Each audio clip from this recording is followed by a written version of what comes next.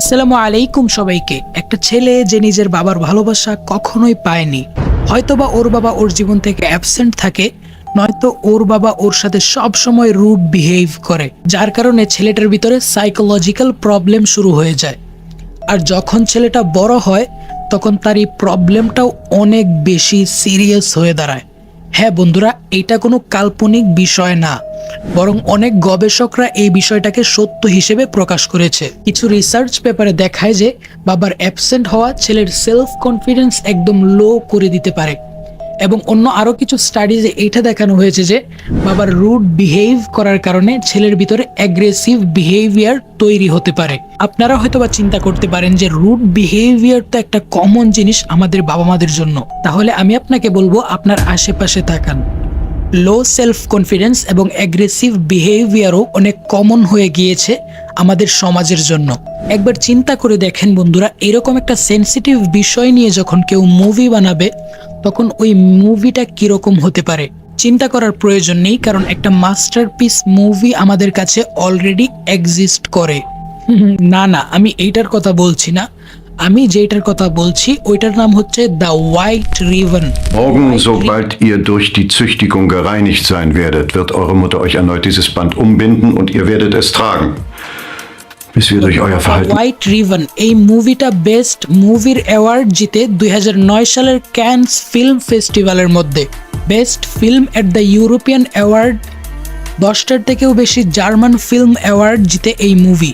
কিন্তু এইরকম সুন্দর মুভি ইন্ডিয়াতেও আছে, যেমন গোবিন্দ নীলানির আর্ট সত্যায়। भागने गया आपका हुक्म। मैं क्या आपकी बीवी हूं? मैं अपनी मर्जी से जीता हूं, किसी और की मर्जी का गुलाम नहीं हूं मैं। ये बात ध्यान में रखकर बात कीजिए। তাছাড়া বিক্রম আদিত্যর উড়ান ফিল্ম। कम से कम 8 साल में एक बार मिलने जरूर आते आपके बाबूजी। भैया बच्चा बच्चा बच्चा छोड़ो मुझे, छोड़ो। এরকম একটা সেনসিটিভ বিষয়ের উপর অনেক সুন্দর এবং অনেক ফেমাস গানও বের হয়েছে, যেমন এই গানটা।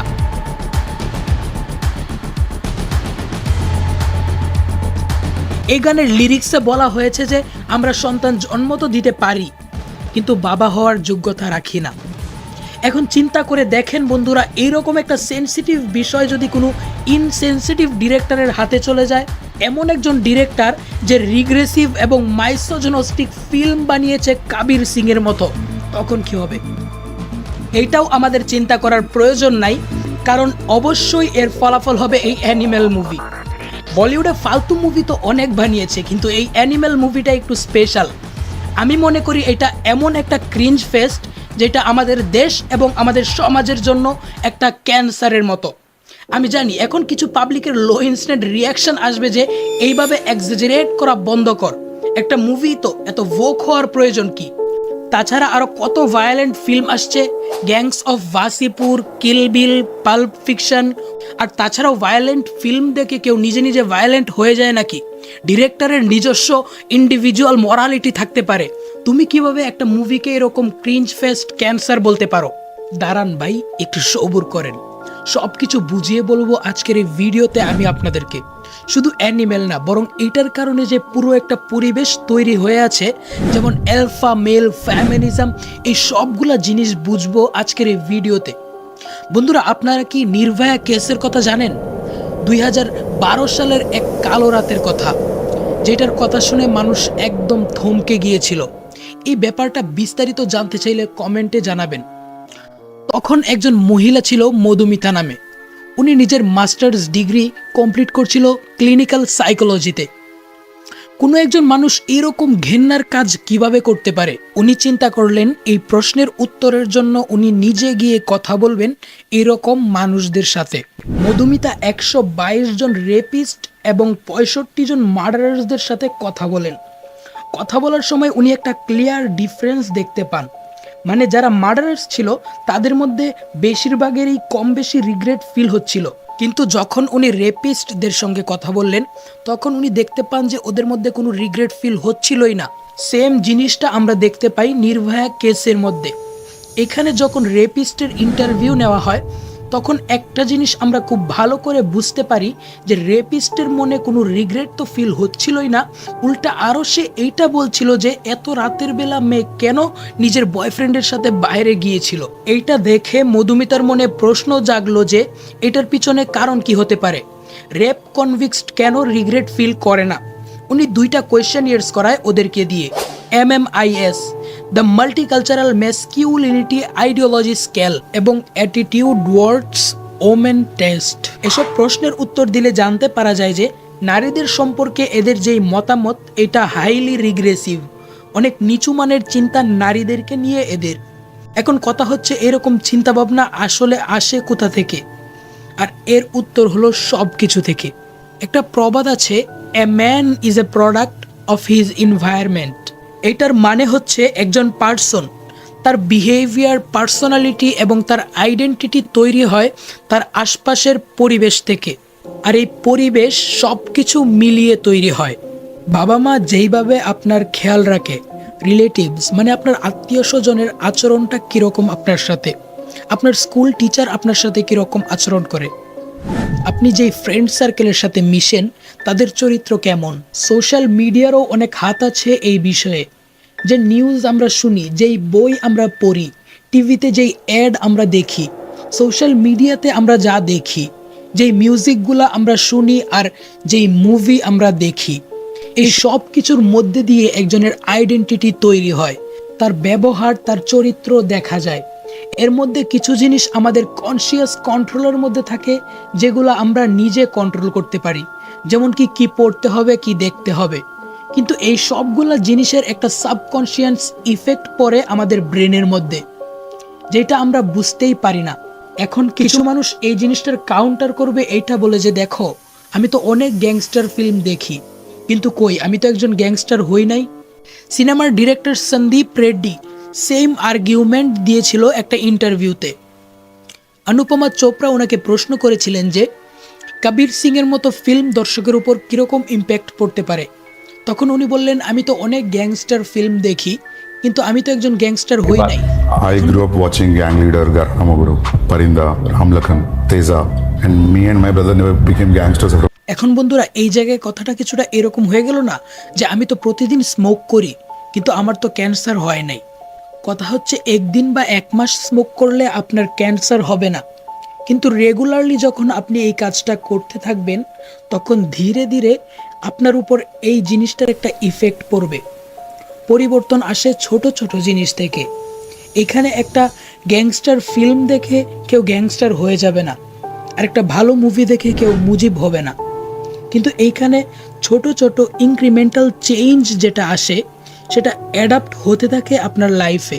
সিমিলারলি চিন্তা করেন, একটা বাচ্চার জীবনে সব কিছু ঠিক আছে, ওর পেরেন্টস ওর ঠিকমতো খেয়াল রাখে, ওর টিচার ওকে অনেক ভালোবেসে ঠিকমতো পড়ায়, ওর বন্ধুরাও অনেক ভালো কিসিমের এবং ওর ভালো বই পড়ারও অভ্যাস আছে। ছেলেটা শিক্ষিত এবং লজিক্যালি চিন্তা করে।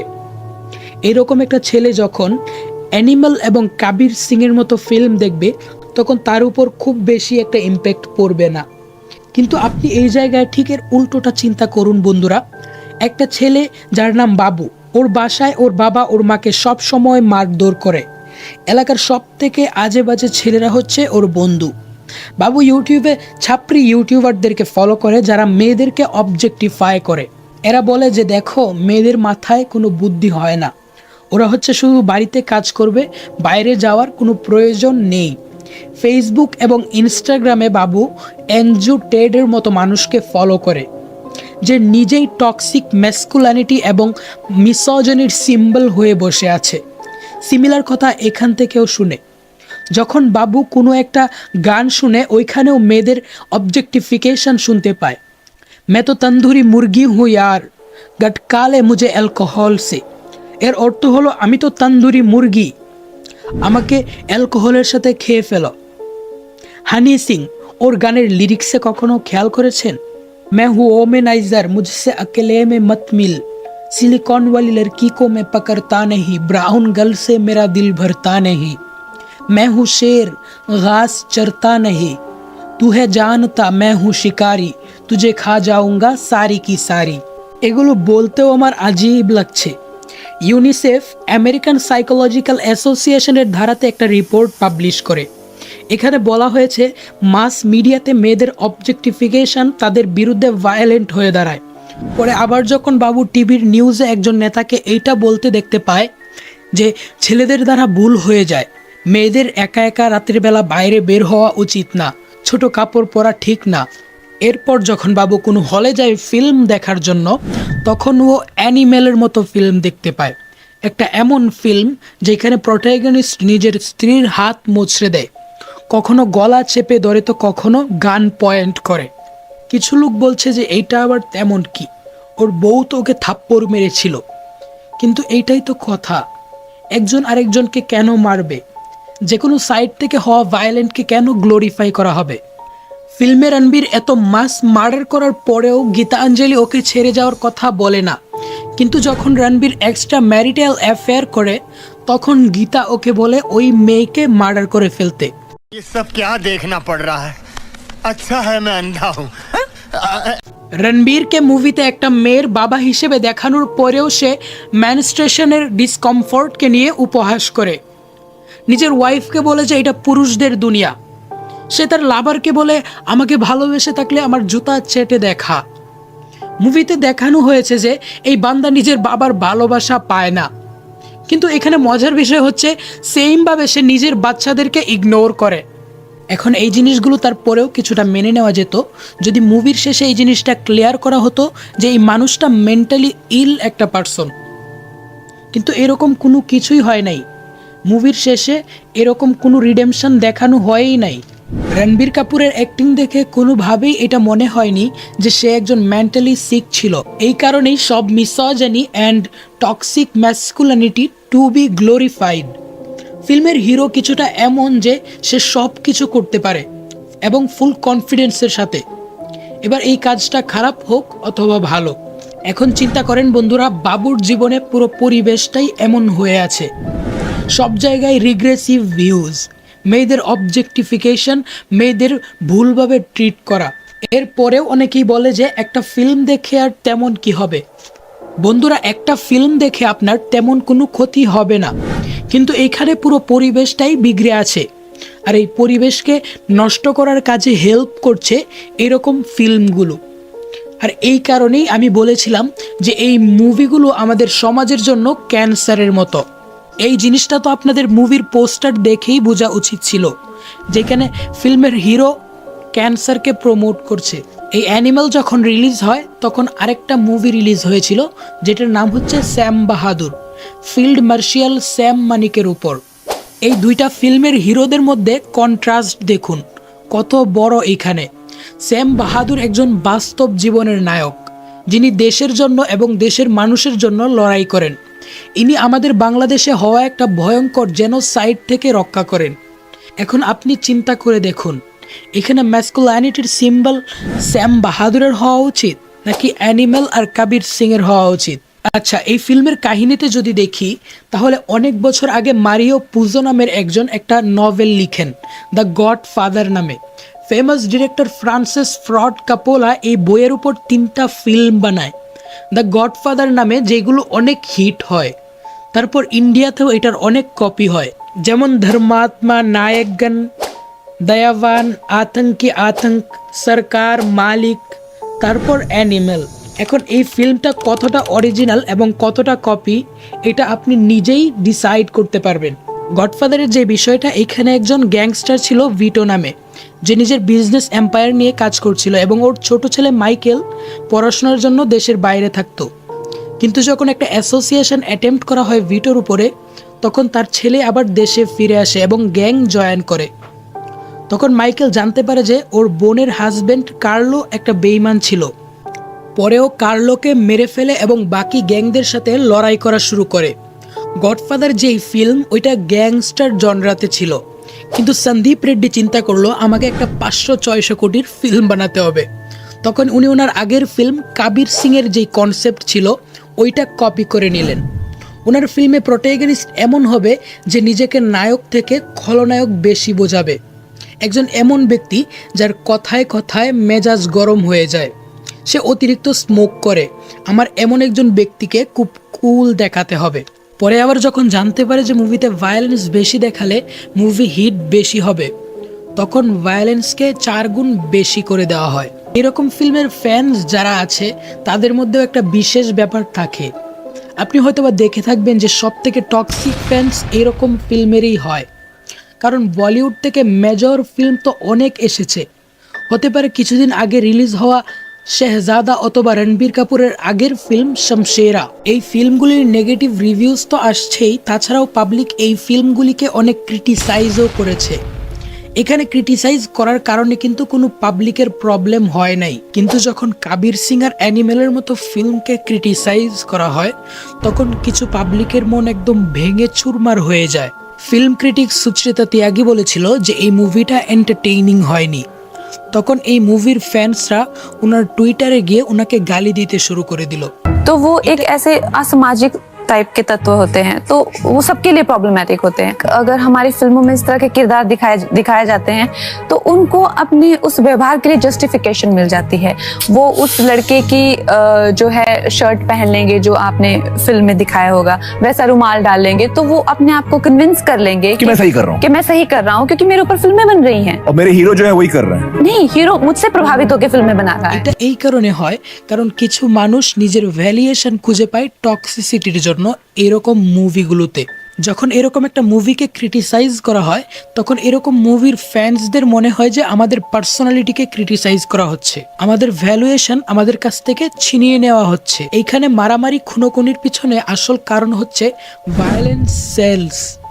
আমির খান এই ব্যাপারে অনেক সুন্দর কিছু কথা বলেছিল। वो डायरेक्टर्स जो क्रिएटिवली इतने they are not so talented in creating a story, in showing emotions, in creating situations, they depend heavily on violence and sex. Their films work. এই কথাটা শুধু বলিউড না বরং সব ইন্ডাস্ট্রির জন্য অ্যাপ্লিকেবল। ফিল্মের একটা নতুন জনরা বের হয়েছে যেইগুলোকে স্লেশার অথবা গোর ফিল্ম বলা হয়। ইমাজিন করেন বন্ধুরা, একটা ছেলে তার একজন ফ্রেন্ডের সাথে কথা বলছে যে দোস্ত, বাজারে একটা নতুন গোর ফিল্ম আসছে, অনেক বেশি মারামারি খুনোখুনি দেখতে পাওয়া যাবে। যখন একজন আরেকজনের পেটে চাকু দিয়ে আঘাত করবে, যখন হাত পা কেটে ফেলবে, রক্ত বেরোবে, ওইটা দেখতে অনেক বেশি মজা হবে। এটার পিছনেও একটা সাইকোলজিক্যাল রিজন আছে যে কিছু মানুষ খুনোখুনি আর এত ভায়োলেন্স দেখতে কেন ভালোবাসে। ইউজুয়ালি এরা হচ্ছে তারা যারা নিজের রিয়েল লাইফে পাওয়ারলেস এবং রিপ্রেসড ফিল করে, নিজেকে ছোট মনে করে। কোনো একজন মানুষ যে নিজের বসের কথায় ওঠা বসা করে, একটা ছেলে যার বাবা মা সব সময় তার সাথে রুড বিহেভ করে এবং তাকে বকাঝকা করে। এরকম মানুষ গোর ফিল্মগুলি বেশি এনজয় করে কারণ তারা ফিল্মের হিরোর জায়গায় নিজেকে ইমাজিন করতে পারে। এখানে আরেকজনকে মারা হচ্ছে, কাটা হচ্ছে, এটা দেখে ওদের মনে একটা শান্তি তৈরি হয়। আর অ্যানিমেল মুভিতে এরকম মারামারি খুনোখুনি এবং ব্লাড লস্টকে এক্সট্রিম লেভেলে দেখানো হয়।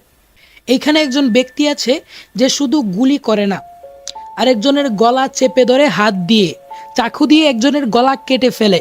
এটা কোনো সাধারণ মানুষ না, এটাকে রিয়েল লাইফে সাইকোপ্যাথ বলা হয়। আর ফিল্মের ডিরেক্টর এই সিনগুলোকে গ্ল্যামারাইজ করে দেখায়, স্টাইলিশভাবে উপস্থাপনা করে। এটার ফলস্বরূপ আমরা দেখতে পাই যে 15 মিনিটের লম্বা কন্টিনিউয়াস সিকোয়েন্সে ভরপুর মারামারি, কাটাকাটি এবং খুনোখুনি দেখানো হয়। কোনো একজন ব্যক্তি টুইটারে সঠিক কথা বলেছিল এই ফিল্মের ব্যাপারে, এই মুভিটা of the animals, for the animals and by the animals. সাধারণত কোনো মানুষ এই ক্যারেক্টারকে দেখে বলবে যে এর তো সাইকোলজিক্যাল প্রবলেম আছে, কিন্তু যখন ফিল্মে দেখানো হয় যে রণবীরকে সাইকোথেরাপিস্টের কাছে নিয়ে গিয়েছে, তখন এই জিনিসটাকে বরখাস্ত করে দেওয়া হয়। এখানে ভায়োলেন্সকে প্রমোট না করে এটাকে অন্যভাবেও দেখানো যেত যে রিয়েল লাইফে ভায়োলেন্স এরকম হয়, আর হওয়ার কারণে আমাদের উপর এতটুকু নেগেটিভ ইম্প্যাক্টও পড়ে থাকে। কিন্তু এরকম ফিল্মগুলি বক্স অফিসে ঠিক চলতে পারে না। উদাহরণস্বরূপ অনুরাগ কাশ্যপের ফিল্মগুলি Ugly, That Girl in Yellow Boots, almost Pyaar Mohabbat, DJ, এইগুলো হচ্ছে আমাদের সমাজের কমেন্ট্রি, কিন্তু মানুষের এগুলো পছন্দ না। মানুষ ভিলেনের কাছ থেকে ভায়োলেন্স দেখতে চায় না, তাদের মুড খারাপ হয়ে যায় যখন ভিলেন বেশি ভায়োলেন্স করে। এসব দেখে ভায়োলেন্স আর পছন্দ হয় না মানুষের। আর সত্যিকার অর্থে এইটাই হওয়া উচিত। ভায়োলেন্সকে আমাদের পছন্দ না করে হেট করা উচিত, কিন্তু দর্শকের মন চায় শুধু এন্টারটেইনমেন্ট। হিরোর তরফ থেকে ভায়োলেন্স দেখতে চায়। আমরা আমাদেরকে কিল বিল, জেমস বন্ড, অ্যানিমেলের রণবীর কাপুর হিসেবে নিজেকে ইমাজিন করতে চাই। যখন ডিরেক্টর দেখতে পায় যে এই জিনিসটা সহজে হিট হয়, তখন শুধু এরকম ফিল্ম বানানো শুরু করে দেয়। এর ফলাফলস্বরূপ আমরা দেখতে পাই যে বিগ বাজেটের যত ফিল্ম আছে সবগুলো ভায়োলেন্সতে ভরা। ভায়োলেন্স ছাড়া ফিল্মের মধ্যে আমরা আর কিছুই দেখতে পাই না। একজন ফিল্ম ক্রিটিক্স অ্যানিমেলের রিভিউ দিতে গিয়ে বলেন যে হাম সাথ সাথ হ্যার সময় শেষ, পাবলিক এখন অ্যানিমেল দেখতে চায়। এইটা অনেক আফসোসের কথা, কারণ হাম সাথ সাথ হ্যাঁ একটা হার্ডওয়ার্মিং ফ্যামিলি ড্রামা, এমন একটা ফিল্ম যেটা আপনার মন ছুঁয়ে যাবে, এমন একটা ফিল্ম যেটা আপনি আপনার ফুল ফ্যামিলিকে একসাথে নিয়ে দেখতে পারবেন। ফিল্ম ক্যারেক্টার এইরকম হওয়া উচিত, কিন্তু কিছু মানুষের এইরকম মডেল পছন্দ না, কারণ তাদের নিজেদের ভিতরেই কম্প্যাশন নেই কোনো। আর একটা মানুষ যার ভিতরে কোনো কম্প্যাশনই নেই, সে লিটারেলি একটা পশুর সমান। সন্দীপ রেড্ডির ফিল্মের যে দুইটা ক্যারেক্টার, কবির সিং আর রণবীর কাপুর, কবির সিং যে নেশা করে, ড্রাগসের সাথে এঙ্গেজড, রণবীর যে কথায় কথায় চিৎকার করে, যাকে তাকে অ্যাটাক করে, রাগ হলে নিজের ওয়াইফের উপরেই গান পয়েন্ট করে বসে। এখন আপনারাই বলেন, এইরকম ক্যারেক্টার কি কখনো রোল মডেল হতে পারে? যেই রিগ্রেসিভ ছাত্রীরা এইগুলোকে পছন্দ করে, তারা নিজেদেরকে অ্যালফা মেল বলে। কিন্তু আপনি যদি বুদ্ধিমান হয়ে থাকেন, তাহলে আপনাকে এইরকম ফিল্মগুলি থেকে দূরে থাকতে হবে। এরকম ফিল্ম থেকে নিজেকে এবং আপনার ব্রেইনকে সেফ রাখতে হবে, কারণ আপনার ব্রেইন কোনো ডাস্টবিন না। আপনার বন্ধুদের মধ্যে যদি কেউ এমন থাকে, তাহলে তার কাছে অবশ্যই ভিডিওটা শেয়ার করবেন, এবং ভিডিওটা যদি আপনার ভালো লেগে থাকে তাহলে অবশ্যই একটা লাইক করে চ্যানেলটাকে সাবস্ক্রাইব করে রাখতে পারেন এরকম আরও ইনফরমেটিভ ভিডিওর জন্য। তো দেখা হচ্ছে পরের ভিডিওতে, ততদিন পর্যন্ত সবাই ভালো থাকবেন। আসসালামু আলাইকুম।